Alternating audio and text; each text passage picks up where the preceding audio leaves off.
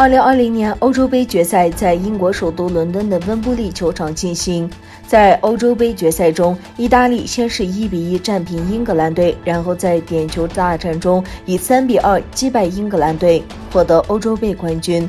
这是意大利久违53年再次拿下冠军，这是英格兰史上第一次打进欧洲杯决赛。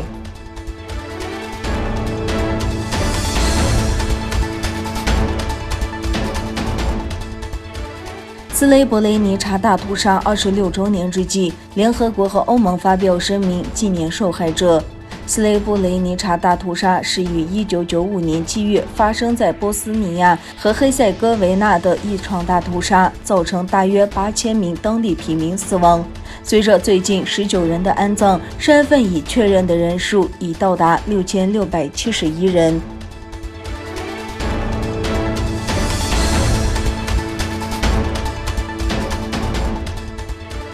美国商务部9日将多家中国实体列入出口管制实体清单，对此，中国商务部表示坚决反对。商务部发言人说，美方应立即纠正错误做法，中方将采取必要措施，坚决维护合法权益。这23家实体中，包括14家因涉嫌维吾尔人权问题而被美国列入名单的中国企业。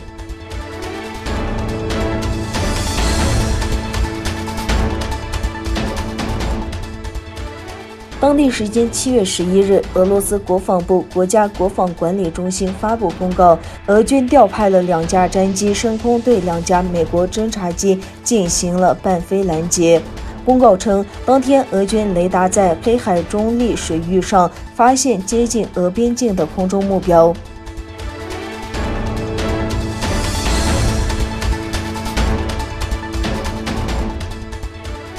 中共总书记习近平与朝鲜劳动党总书记金正恩于7月11日在中朝友好合作互助条约签署60周年之际互传信息，两人承诺要将两国关系带入一个新阶段。1961年7月11日，两国签署了友好合作互助条约。长期以来，北京一直是朝鲜主要经济和外交支持者。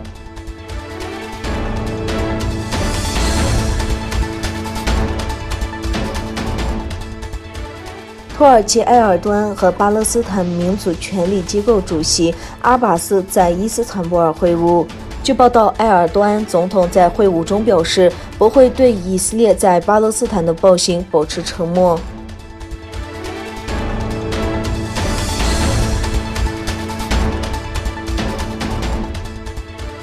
加拿大西部因热浪造成的森林火灾无法得到控制。根据不列颠哥伦比亚省森林消防局的数据，该省内的297个不同地点继续发生野火。另一方面，在车辆和人员无法运输的地区发生火灾，直升机和加油机、消防飞机进行干预。